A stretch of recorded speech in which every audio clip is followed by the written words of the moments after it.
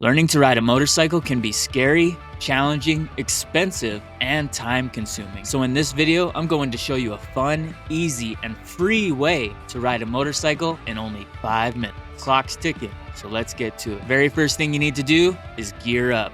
Make sure you have a helmet, jacket, gloves, boots, and even some good protective pants. Before you even get on the bike, you can identify the main controls we need to use to get the bike to go, turn, and stop. Those are gonna be the throttle, clutch, shift lever, front and rear brake, and the handlebar. Next, you want to get on the bike.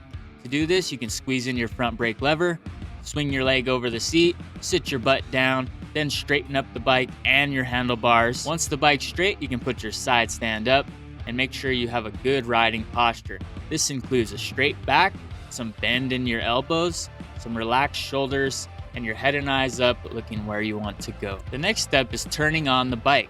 To do this, find your ignition key.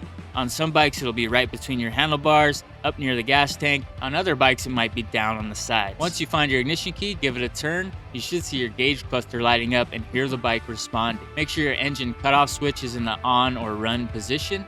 Squeeze in your clutch. Shift your bike into neutral using your left foot, and then press and hold that start button until the bike starts. Now that the bike is running, we can start moving. To do this, squeeze your clutch lever in and use your left foot to push down on your shift lever and shift into first gear. Once your bike's in gear, ease your clutch lever out nice and smooth until you feel the bike start to move. This is called the friction zone.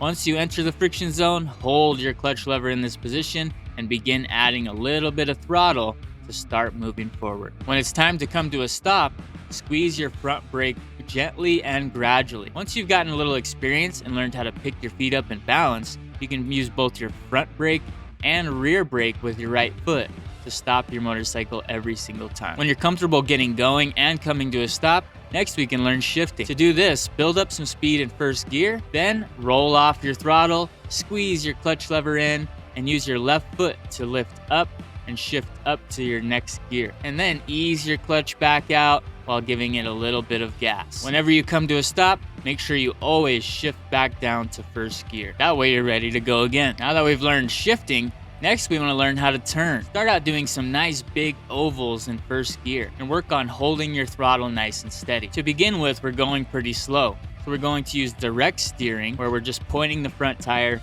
in the direction we want to take our motorcycle. As we get more comfortable and build our speeds up in the straightaways, we want to practice slowing down with both brakes prior to our turn. After some good practice with direct steering to turn, next we want to learn counter steering. This is the type of steering we're going to use primarily out on the roads when we're doing around 15 miles an hour and above. To do this, you're going to push forward on your hand grip to cause the bike to lean. A good way to remember this is push left to go left, push right to go right. While you're pushing, you want to turn your head and look through your turn and maintain a nice steady throttle. When you're all done practicing, you can go ahead and turn off the bike using the engine cutoff switch and then turning off your key. Remember to put your side stand down, then lean the bike over onto it and dismount safely. Now go inside and get some well-deserved rest and come practice again tomorrow. And while you're resting, you can go watch Instructor Cory's videos on YouTube. I have tons of step-by-step full tutorials on every one of these steps to help you achieve success. And when you're ready to take the next step and get your license, I highly encourage you to sign up for a motorcycle training class in your area. And if you're in Colorado, you can come take a class with me. But if you are in Colorado, then you'll know it's cold and snowy out. So watch this video next, where I reveal the 3 things I learned from riding a motorcycle in winter. They could save your life.